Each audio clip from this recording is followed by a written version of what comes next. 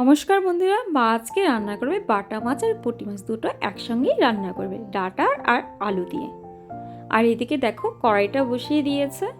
আর এখন নুন হলুদ দিয়ে মাছটাকে ভালো করে মেখে নিতে হবে।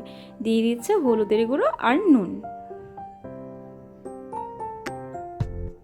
তো বন্ধুরা, মাছটা মাখা একদম কমপ্লিট। এদিকে কড়াইটা গরম হয়ে গিয়েছে। এখন মা দিয়ে দিচ্ছে সর্ষে তেল। আর মাছ ভাজা থেকে শুরু করে রান্নাটা পুরো সর্ষে তেলেই হবে।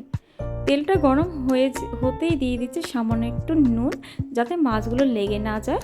আর দেখো, আগে পুঁটি মাছগুলোকে ভেজে নেবে। মাছগুলোকে একদম বেশি ভাজবে না, এপিট ওপিট করে হালকা ভেজেই নামিয়ে নেবে।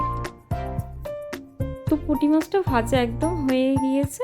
এখন মা নামিয়ে নিচ্ছে। আর এখন বাটা মাছগুলোকে ভেজে নেবে। তো এটাও হালকাই ভাজবে। দেখো বন্ধুরা, নামিয়ে নিচ্ছে। আর তোমরা ভিডিওটি স্কিপ না করে ফার্স্ট থেকে লাস্ট অবধি দেখো। আর এইরকম রেসিপি কে কে খেয়েছে অবশ্যই কমেন্টে জানিও, যে দুটো মাছ একসঙ্গে রান্না। আর দেখো মাছগুলো কি সুন্দর করে ভেজে নিয়েছে। এদিকে নিয়েছে আলু আর ডাঁটা। সামান্য একটু তেল অ্যাড করে নিচ্ছে। ফোড়নে দিয়ে দিবে সাদা জিরে, এরপর দিয়ে দিবে আলু। সামান্য একটু হলুদের গুঁড়ো দিয়ে আলুটাকে একটু ভেজে এরপর দিয়ে দিবে পরিমাণ মতো হলুদের গুঁড়ো আর ডাঁটাগুলো। তো ডাঁটাগুলোকে দিয়ে দিচ্ছে ধনের গুঁড়ো। এখন একটু ডাঁটাগুলোকে ভালো করে ভেজে নিতে হবে।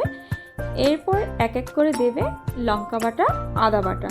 আদা বাটা লঙ্কা বাটা দিয়েও একটু ভালো করে ভেজে নিতে হবে। তো ভাজা হয়ে গেলে এরপর সামান্য একটু জল দিয়ে কষিয়ে নিতে হবে মশলাগুলোকে। তো এখন মশলাগুলোকে ভালো করে কষিয়ে নেবে। তো কষানো হয়ে গেলে দিয়ে দিবে পরিমাণ মতো জল। আর দেখো দিয়ে দিয়েছে জিরের গুঁড়ো। তো জিরের গুঁড়োটা দিয়ে একটু মা ভালো করে নেড়ে নিচ্ছে। আর বন্ধুরা, এখন মা দিয়ে দিবে পরিমাণ মতো জল। তো জলটাকে দিয়ে একটু নেড়ে দিচ্ছে, যাতে মশলাগুলো ভালোভাবে মিশে যায়। এখন ঝোলটাকে কিছুক্ষণের জন্য ফুটিয়ে নিবে, 2-3 মিনিট ফুটিয়ে এরপর যে ভেজে রাখা মাছগুলো রয়েছে সেইগুলোকে দিয়ে দিবে। তো দেখো বন্ধুরা, ঝোলটা কি সুন্দর ফুটছে। আর এখন মা এক এক করে মাছের পিসগুলোকে দিয়ে দিচ্ছে। তো মাছগুলোকে দিয়ে এখন দিয়ে দিয়েছে কেটে রাখা টমেটোর পিসগুলো আর একটা কাঁচা লঙ্কা।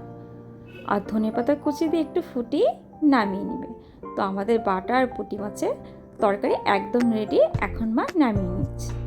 আজকের রেসিপিটি কেমন লাগলো অবশ্যই কমেন্টে জানিয়ে। যদি ভালো লেগে থাকলে লাইক কমেন্ট শেয়ার করো, সাবস্ক্রাইব করে আমাদের ছোট্ট চ্যানেলটির পাশে থেকো। আর তোমরা সবাই ভালো থেকো, সুস্থ থেকো।